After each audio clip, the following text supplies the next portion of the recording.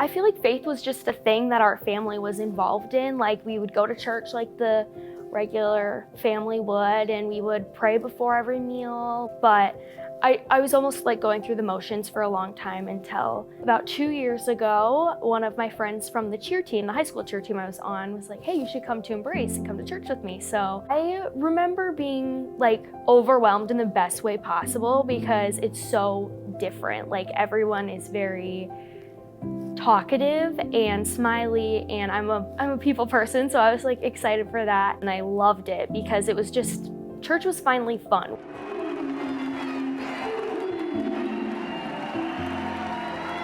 I wouldn't be the person you would see being like, oh, like she's upset. Like, I definitely put on a great face to pretend like I was all good, but that was not the case.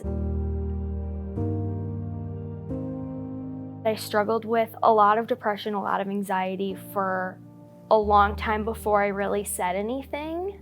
And it kind of just got worse and worse and worse. I would try and stay super active so I wouldn't have to think or like be by myself, because it would get to the point where it wouldn't be safe for me to be by myself in my room.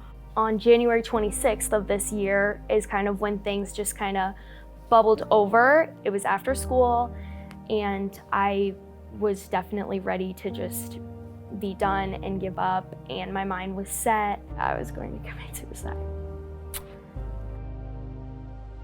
That was obviously super scary, and I was home alone, but I knew deep down that that's not what I wanted and that wasn't the answer. And so I did reach out to someone who I'm like kind of close with. She had gave me her phone number, and so I texted her. I was like, hey, can you give me a call when you leave work?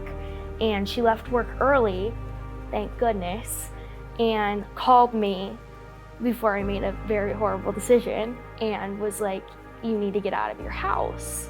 We sat in her car for about 4 hours, and she kept me in there until I was safe to go home. And when I got back home, I texted her and I said, thank you for saving my life.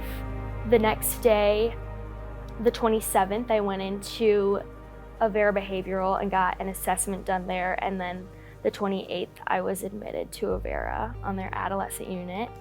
That's when I really, for the first time in my life, just depended on the Lord. I would remind myself that I wasn't alone and that I had the Lord, and He was on my side and He was always there and I could always talk to Him. In between like our sessions, like I would just sit in my bed and pray and pray and pray and write letters to the Lord and talking to the Lord 24/7 when I was there. I asked the Lord to wrap His loving arms around me and literally hold on to me while I was there, and asking God, like, help me see you, help me know that you're there, because I would oftentimes second guess that. There's no way that there is a God that loves me so much.